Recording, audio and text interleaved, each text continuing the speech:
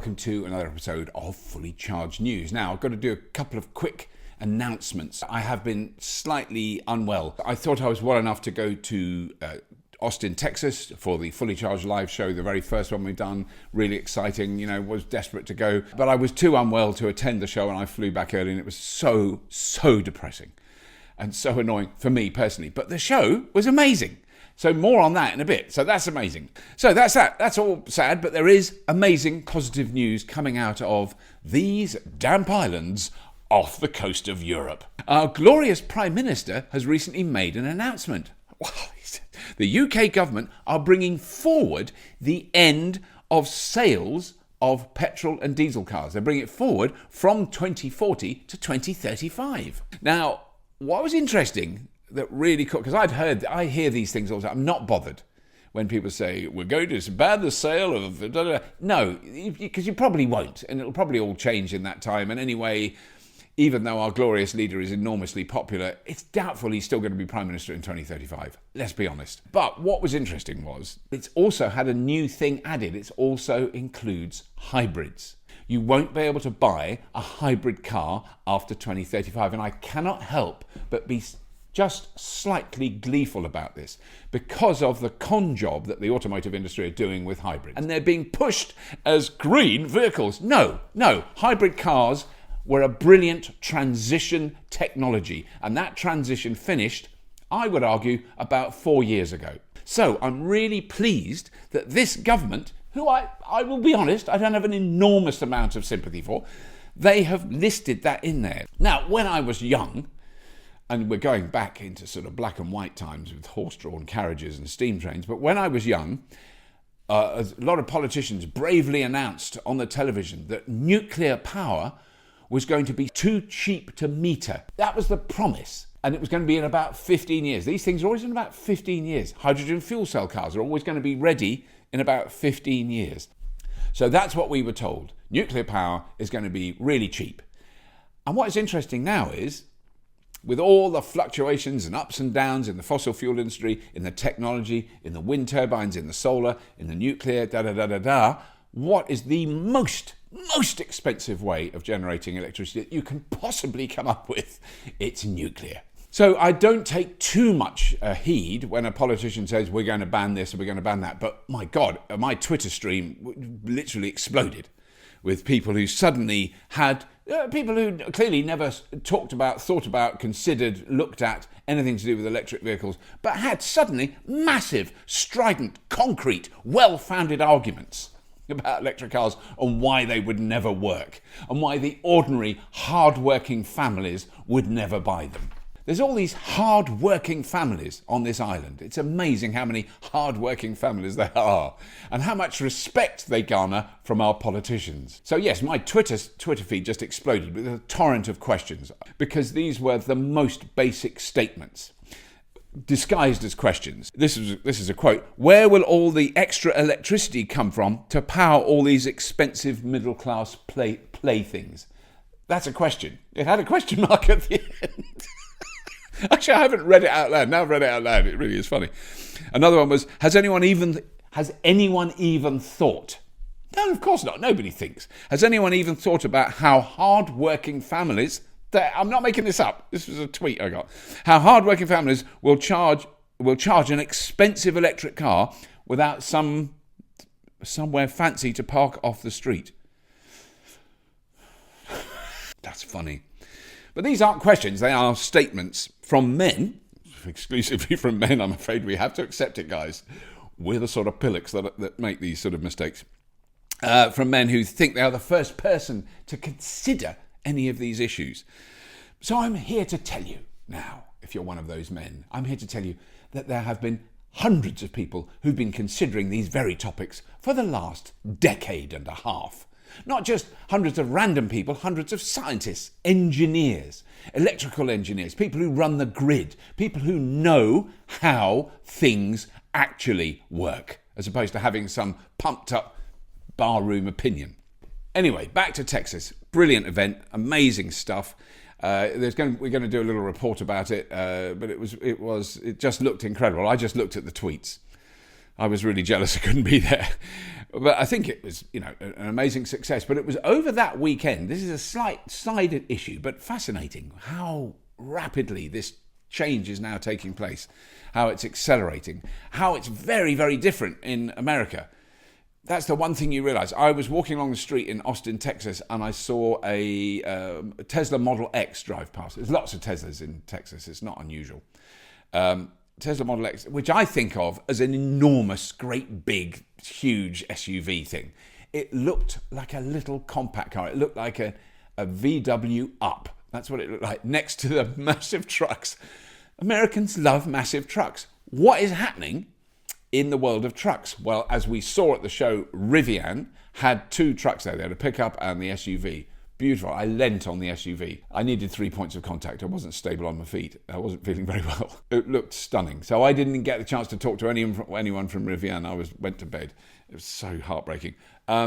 But what gets announced on the Super Bowl, because last weekend was the weekend of the Super Bowl, which, in case you don't know what the Super Bowl is, and there's going to be a lot of people around the world who have not a clue, I'm one of them, who watch a sporting event on the television where men run around on grass. But in between that, because it's American TV, there are TV commercials, and it's become this sort of thing that the most expensive and most, incredibly produced TV commercials are shown during the Super Bowl.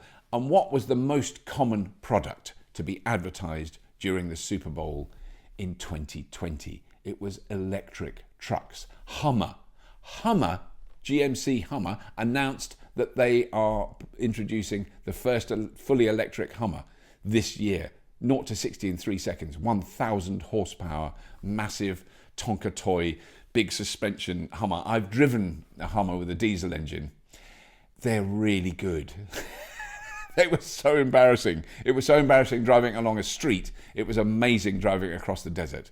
That thing is just unstoppable. They are incredible machines. Audi were advertising the e-tron, and Porsche were advertising the Porsche Taycan, which was amazing. So those three cars were being advertised on the Super Bowl.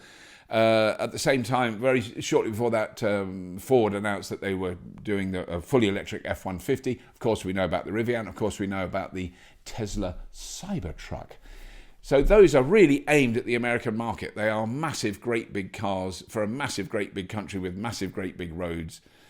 It's brilliant. It's not quite what we need in Europe, but I'd still love, if I could have a Rivian pickup truck, I just would love one. In the very brief time I was at Fully Charged Live in Texas before the event, I was there when Chelsea Sexton arrived with the EV1, the General Motors EV1. So the same company that are making the electric Hummer this year, in the mid-90s, produced the EV1, really the first purpose-built, mass-produced, made by a big manufacturer electric vehicle. By today's standards, pretty crude, but at the time, very successful and very popular. And Chelsea found one in a university, and they towed it behind an Audi e-tron, which can tow, from Tulsa, Oklahoma to Austin, Texas, which is about over 500 miles. They did it easily. It was easy. But what an amazing thing to do. And that's, very few people have seen them. Now, a lot of people know about them. The reason they know about them is because of a movie that Chelsea featured in that was made in the, I think, early 2000s, late 90s, early 2000s, called Who Killed the Electric Car? And you can actually watch it. It's worth watching if you're interested. You can watch it on YouTube, but you have to pay. I think it's like a couple of dollars or something. Just very briefly, what happened with the EV1 was a very popular car. Tom Hanks drove one, loved it. Other movie stars had them. They really loved them. And General Motors were fighting with the Californian Air Resource Board, the Californian part of the Californian government, to have all their clean air mandates rescinded, very much like it's happening now in the United States. And there was a long battle, and they eventually won. And as soon as they won, they withdrew all the EV1s. They took them out into the desert and they crushed them so no one could drive them anymore. And they introduced the civilian Hummer. That is the petrol and diesel version, not the electric one. So I would say there's been a change of heart at the top of those companies. And General Motors have said the future is electric. Volkswagen, the future is electric. In America, trucks are going to be the thing that people will make. It's a really easy vehicle to electrify, and it makes them so much better than the trucks that people are using now. So to have a four-wheel drive truck that has phenomenal power, enormous torque, can tow vast weights, can do amazing off-road stuff, is tough, is strong, is more reliable than the monster trucks they all drive around in now. You know, there's going to be some people that will die before they get out of something with a V8 diesel in it, which is fine. Carry on, guys, because you're a tiny minority in the global scheme of things. But a lot of people are going to adopt the electric ones. That means the charging infrastructure in America will improve. It means all those things will get better. And I think in 5 years' time, you will see tens of thousands of electric trucks on the roads of the United States. It is strange because all we hear in Europe and in the rest of the world outside the United States, we hear all these sort of, you know, the headline stuff about Trump and the environment and how wind turbines are just bird killers and all kinds of mad stuff. What we're not hearing is, you know, cities like Austin, Texas are aiming to be 100%, not 10% or 15%, 100% renewably powered in the next couple of years. And that all their ground transport will be electric. And the same in California. And that's happening all over the United States. If anything, having a president like Trump is brilliant because it galvanizes all the cities and the local states to do something about it, because they know there's a problem. They know there's a problem and they know they can do something about it. It's much easier to change the energy structure in a city than it is in a whole country. And I think what we're going to see is a lot more of that in the United States. So Austin is an amazing place. If you get the chance to go, do go and visit at any time. Probably not during South by Southwest, from what I've heard, which is in a few weeks' time, because it gets a bit busy. There's going to be a report coming up about Fully Charged USA. And don't forget, there's actually going to be a bigger show, which is unusual that we've got something bigger in this country than in America. But it's going to be bigger this year. May the 1st, 2nd and 3rd at Farnborough, which is just outside London. It's near a train station. It's much easier to get to. It's going to be huge. It's just going to be huge. But before I go, I want to thank a few amazing and generous Patreon supporters who donate $10 a month or more to Fully Charged to keep it going.